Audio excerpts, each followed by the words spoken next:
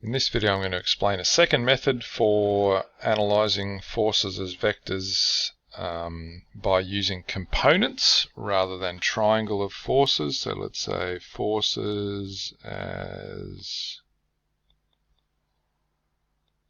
components or in components. And so this is the idea that any force or any vector which has a magnitude and a direction, so let's say that's a vector f. Now f could be written as whatever its magnitude is, so magnitude of f times cosine of the angle theta would be the I component. Magnitude of f times sine of theta would be the j component. So I could resolve all of my forces, however many forces I've got acting, into I and j components using that. And then I could just add them together. So then add, and because I'm considering situations of equilibrium where the resultant force is 0,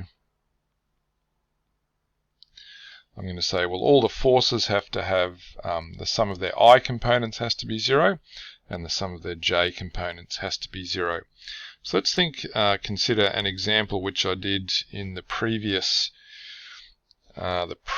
video using triangle of forces, and here I'm going to try it using components. So I've got three forces, remember. Let's consider what those three forces are. So we had the situation where we've got a 45, a 25, a 40, and a 10. So the three forces were at 25 degrees, 40 degrees, and then vertically down. So that was the one I called T1, that was T2, and that was the weight force down, and that was 10 kg weight. So if I consider each of those forces, well, the 10 straight down, so magnitude of 10, and its direction relative to positive I is negative 90. So it would be 10 cos negative 90 I plus 10. So I could think of it as, and I really don't need to go through all this because 10 sine negative 90j. And the reason I don't need to go through all that is because I know if that's the positive I direction and that's the positive j direction, then this one is in the direction negative 10j. So cos negative 90 is 0, sine negative 90 is negative 1, and so I just get that the weight force is negative 10j. Well, hopefully that one's not too much of a surprise there.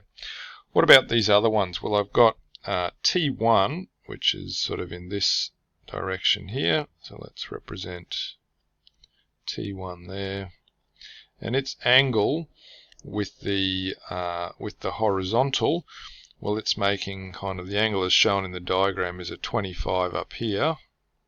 So that means by the Z rule it's the same as a 25 down here.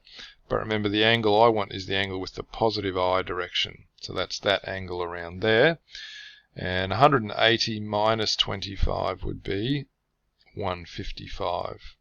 So I could write T1 in component form as its I component. I'm going to write it as a column this time. So its I component would be its magnitude, which I'll just write without the tilde underneath it. So T1 times the cos of 155 will be its I component, and its j component will be T1 times sine 155.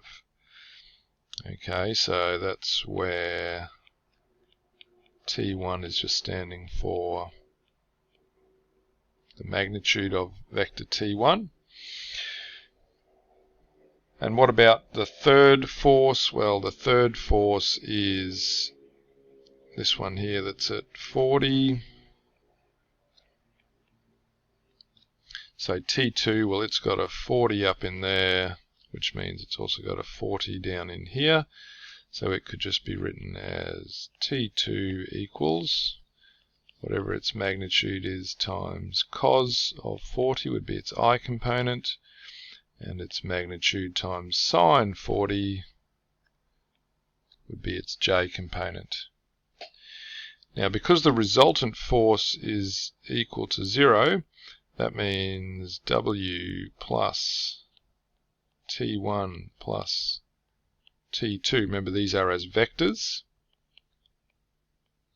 is equal to 0, or another way of writing that would be 0, negative 10, plus, what have we got, T1 cos 155, T1 sine 155, plus T2 cos 40, T2 sine 40 equals 0 vector, in other words, equals 0, 0. So each of those components, the I and the J components, has to equal 0. Now, we've got one which is a bit simpler than the other. So the top one, because there's no I component for the weight force, from the top one we get T1 cos 155 plus T2 cos 40 equals 0. So we could do some rearranging there. We could say, therefore, T2 equals T1, or negative T1 cos 155 over cos 40. And then we could substitute that into our second equation. So therefore, negative 10 plus T1 sine 155 plus, and subbing in that for T2 would be negative T1 cos 155 over cos 40 times sine 40 equals 0. So what I've done is I've just taken this here and subbed it in for T2 in that second equation there. Alright, now you need to then do a little bit of rearranging, wouldn't you? So what would we get then? We'd get T1 sine 155 minus, so from this term here, excuse me, it would be cos 155 sine 40 over cos 40, and that's going to be equal to positive 10, taking the 10 to the other side, so T1 would be equal to 10 divided by, excuse me, 10 divided by all of that that's in brackets. So let's go 10 divided by sine 155 minus cos 155 times, well, it's times sine 40 divide cos 40, so another way we could write that is just as tan 40, isn't it? But you can enter it as it is as well. And what do we get there? 8.45. So fortunately it gives us the same answer as when we did it the other way, which is always reassuring. So 8.5 kg weight, and then we could just sub that into this bit here that's highlighted to get T2. So therefore T2, subbing that in there, would be negative of the answer times cos 155 divided by cos 40, and that gives us, hang on, what do we have there? 10 negative T1 times, oops, I've entered that incorrectly. So just enter that correctly and you'll find there that you get 10 kg weight.